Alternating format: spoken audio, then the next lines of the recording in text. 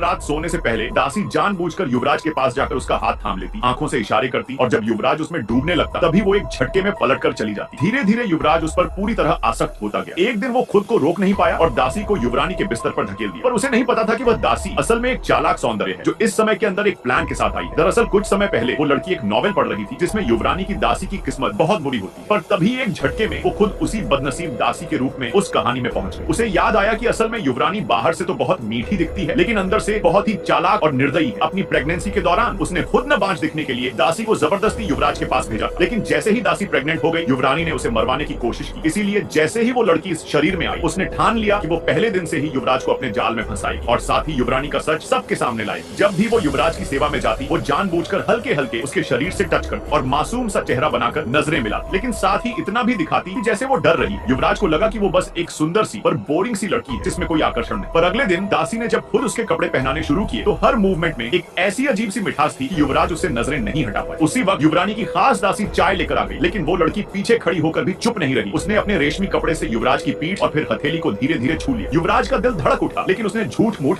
दासी की तारीफ कर दी। जब युवरानी नींद से उठी तो उस लड़की ने उसे पिंक ड्रेस पहनने का आइडिया दिया, कहकर कि युवराज को ये रंग पसंद। युवरानी ने उसकी बातों में आकर पिंक ड्रेस पहन ली, लेकिन उसे ये नहीं पता था कि उसकी सास को ये रंग बिल्कुल पसंद नहीं है। जैसे ही वो सास के पास पहुंची गुस्से में सास ने उसे वहीं पूरे दिन बैठा दिया। जब वो थकी हारी लौट कर आई तो दासी पर चिल्लाने लगी। दासी ने डरने का नाटक करते हुए कहा कि उसने तो सुना था युवराज को पिंक पसंद है। युवरानी की चालाक दासी को लगा कि उसने लड़की की पोल खोल दी है और बोली कि इसे डिमोट कर दो और रात में अब मैं सेवा करूंगी, लेकिन उसे क्या पता था कि ये भी उस लड़की की एक चाल थी। जब युवरानी ने गुस्से में दासी को सजा देने का हुक्म दिया, लड़की ने डरने का नाटक करके सारा इल्जाम खुद पर ले लिया। युवरानी को लगा कि दूसरी दासी असल में चालाक है और उसी को डिमोट कर दी, असली चालाकी करने वाली तो बच निकली। उसी समय युवराज वहाँ आ गया। उसने देखा कि लड़की आंखों में आंसू लिए खड़ी। पूछने पर लड़की ने फिर से सारी गलती अपने ऊपर ले ली और युवरानी की इज्जत बचा ली। युवरानी खुश होकर उसे चाय बनाने भेजती है, लेकिन लड़की ने चाय में एक ताकतवर नशा मिला दिया। थोड़ी देर में जब लड़की फिर से कमरे में आई युवरानी बेहोश थी। युवराज ने उसे पकड़ लिया। लड़की ने शर्माने का नाटक किया और कहा कि अगर युवरानी को पता चला तो मुसीबत होगी, पर युवराज ने कोई परवाह नहीं की और सीधा युवरानी को बेहोश ही कर दिया। फिर दोनों के बीच कुछ ऐसा हुआ जो बताया नहीं जा सकता। इसके बाद लड़की ने एक किक मारकर युवरानी को जगा भी दिया ताकि वो सब अपनी आंखों से देख सके। युवरानी गुस्से में तिल मिला गई, लेकिन अपनी संस्कारी बहू वाली छवि बचाने के लिए कुछ नहीं कर सकी। पर अगले ही दिन उसने लड़की को पकड़वाया और एक कुत्ता लाकर उसके सामने बांध दिया। फिर लड़की को एक स्पेशल ड्रिंक पिलाई ताकि कुत्ता उसे पहचान सके। पर किसी को क्या पता था कि लड़की पहले ही युवरानी की खास दासी से सौदा कर चुकी थी। अंत में कुत्ते ने युवरानी पर ही हमला कर दिया और युवरानी को कुत्ते ने मार डाला।